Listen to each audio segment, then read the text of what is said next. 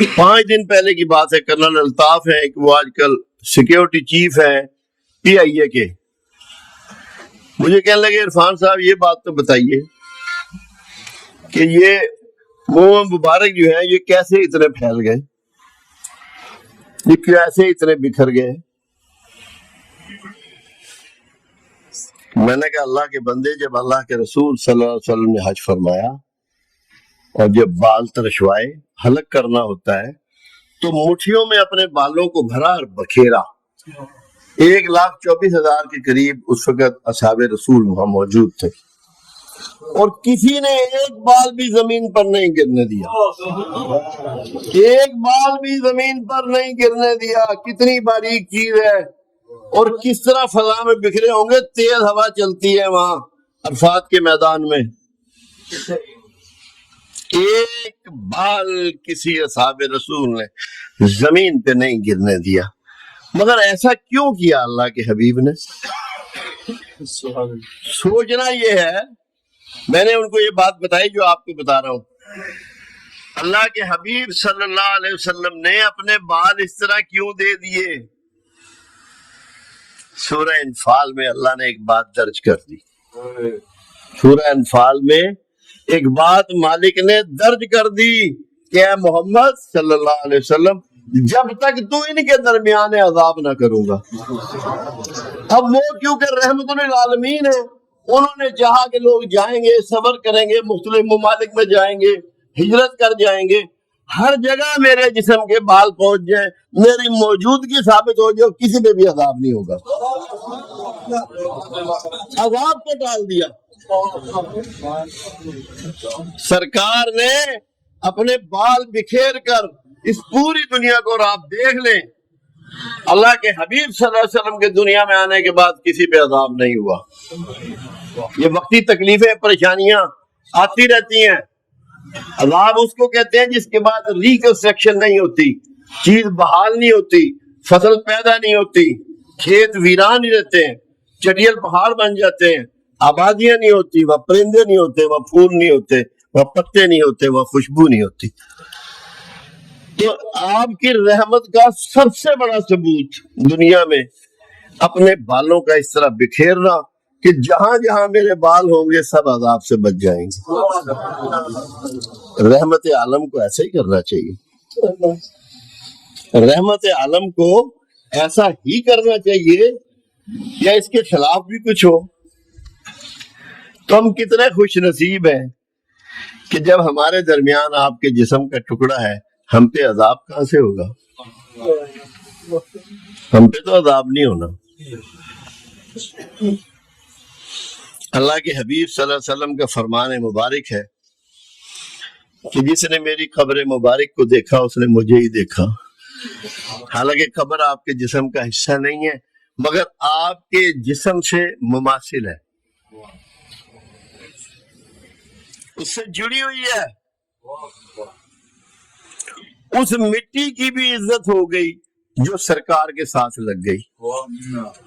تو ہم بھی تو مٹی کے بنے ہوئے ہیں، اگر ہم لگ جائیں گے تو ہماری کتنی عزت ہو جائے گی۔ آئیے مل کر میلاد مصطفیٰ صلی اللہ علیہ وسلم منائیں، اس غور و فکر کے ساتھ کہ آپ کے طریق پر ہم کیسے چل سکتے ہیں۔ طریق میں نے راستہ جس سے طریقت نکلا، طریقت رسول اللہ کا راستہ۔ میں نے ایک دفعہ شریعت اور طریقت کا بہت آسان فرق لوگوں کو سمجھایا۔ شریعت کا مطلب بھی طریق راستہ ہے، مسلک کا مطلب بھی راستہ ہے۔ مجھے وہ بندے کہنے لگے جی کہ شریعت اور طریقت میں کیا فرق ہے؟ میں کہا شریعت عامت المسلمان پر لاگو قانون کا نام ہے، شریعت عامت المسلمان پر لاگو قانون کا نام ہے، اور طریقت رسول اللہ پر لاگو قانون کا نام۔ اور آسان سی، آپ پہ 5 نمازیں فرض، یہ شریعت، کملی والے پہ 6 فرض، یہ طریقت، جو چھٹی پڑتا ہے وہ صاحب طریقت۔ آپ پہ 2.5% یہ چھوٹ گیا، اور کملی والے کی طریقت کیا ہے؟ اپنا بھی دے دینا ہے, بھوکا ہو جانا ہے, پیٹ پہ 2 پتھر باندھ دینے. یہ سنت کسی کو نہ کبھی نظر آئی نہ اس نے سوچا. فجر کی سنتیں پتہ ہے, عصر کی پتہ ہے, مغرب کی پتہ ہے, عشاء کی سنت پتہ ہے, داڑھی رکھنے کی سنت پتہ ہے, ستھن اچھی کرنے کی سنت پتہ ہے. ان سنتوں پہ کون چلے گا جو آپ کو عزت دلائیں گی, توفیق دلائیں گی, دنیا میں نیک نام کریں گی, اللہ کے ہاں سرخرو کریں گی. ماشاءاللہ. ان سنتوں کی بات کیوں نہیں کرتے ہو؟ جی, ان سنتوں کی بات کون کرے گا؟ وہ سنت جو کملی والا پیدا ہوا اور مشکلات میں گھرتا چلا گیا, اور مشکلات میں اف بھی نہیں کیا, سسکی بھی نہیں لی, تاکہ اللہ کہیں کوئی شکوہ نہ محسوس کر لے. اگر میں روؤں گا, رویا بھی نہیں کہ گلے میں نہ آ جائے. اس سنت پہ کیوں نہیں چلتے ہو؟ تو بڑی کلیئر بات نظر آ رہی ہے, واضح بات نظر آ رہی ہے کہ اللہ جس سے محبت کرتا ہے, جس پہ مہربان ہوتا ہے, دنیاوی سامان کی اس میں کمی کر دیتا ہے, دنیاوی عزت و جاہ کی کمی کر دیتا ہے, کیونکہ اللہ نہیں چاہتا کہ یہ اس میں پھنس کے رہ جائے اور مجھ سے دور ہو جائے. اور ہمارا سارا شکوہ گلا اس سامان کی وجہ سے. ہم سامان کے لیے دیوانے ہو گئے, سامان کے عذاب میں گرفتار ہیں. باتیں کرتے ہیں کملی والے کی. کملی والے کے پاس کیا سامان تھا جو پوری کائنات میں سب سے امیر, علم کے لحاظ سے, عزت کے لحاظ سے, مقام کے لحاظ سے, مرتبے کے لحاظ سے, اعمال کے لحاظ سے, اخلاق کے لحاظ سے سب سے امیر آدمی کا نام محمد ہے صلی اللہ علیہ وسلم, اور سامان سب سے کم. اس کی نقل کرتے ہو, اس کے قریب ہونا چاہتے ہو, سامان کے ساتھ,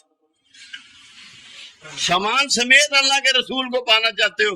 خدا کی قسم دھوکے میں ہو, میں قسم کھا کے کہہ رہا ہوں دھوکے میں ہو. کیوں؟ میرے آقا کا اس پہ فرمان ایسے کھڑا ہوا ہے. ایک شخص آیا اور اس نے کہا یا رسول اللہ صلی اللہ علیہ وسلم, مجھے آپ سے محبت بہت ہے. آپ نے فرمایا اچھا؟ چونک کر کہا میرے آقا نے اچھا. اس نے پھر کہا یا رسول اللہ صلی اللہ علیہ وسلم, مجھے آپ سے محبت بہت ہے. آپ نے فرمایا اچھا. جب تیسری بار اس نے کہا, آپ نے فرمایا پھر غریب ہونے کے لیے تیار ہو جا. 2 محبتیں اکٹھی نہیں ہوں گی. کملی والے کی محبت بھی یہاں اور مال کی نہیں ہوگا. یہ دھوکہ ہے, جھوٹ سے نکل جاؤ, کبھی نہیں ہوگا. اسی دھوکے میں گرفتار ہو سارے, اسی لیے نتائج نہیں آ رہے, ذلت بڑھتی جا رہی. ورنہ بہت نتائج آ جانے چاہیے. اتنی نمازیں, اتنے روزے, اتنے درود شریف, اتنے عمرے, اتنے حج, اتنی زکاتیں, کائنات بدل جانی چاہیے. نہیں بدل رہی, کیونکہ ہم منافقت کے ساتھ اللہ کے رسول سے پیار کر رہے ہیں. دینا کچھ نہ پڑے, رسول مل جائے. دینا کچھ نہ پڑے, جنت مل جائے. لڑنا نہ پڑے, شہادت مل جائے. کچھ نہیں ملنے کا. ایسے دھوکے میں مت رہیں, نکل جائیں دھوکے سے. سچائیوں کو اپنائیں, اپنے رویے میں سچائی پیدا کریں. جس کو کملی والے سے محبت ہوگی اسے گیت گانے کی ضرورت نہیں ہے. وہ صبح سے لے کے رات تک اپنے رویے بدلے گا, انہیں واچ کرے گا, اپنے خاندان والوں کو بتائے گا کہ یہ کام جو تم کرتے ہو یہ کملی والے سے بغاوت ہے, مت کرو.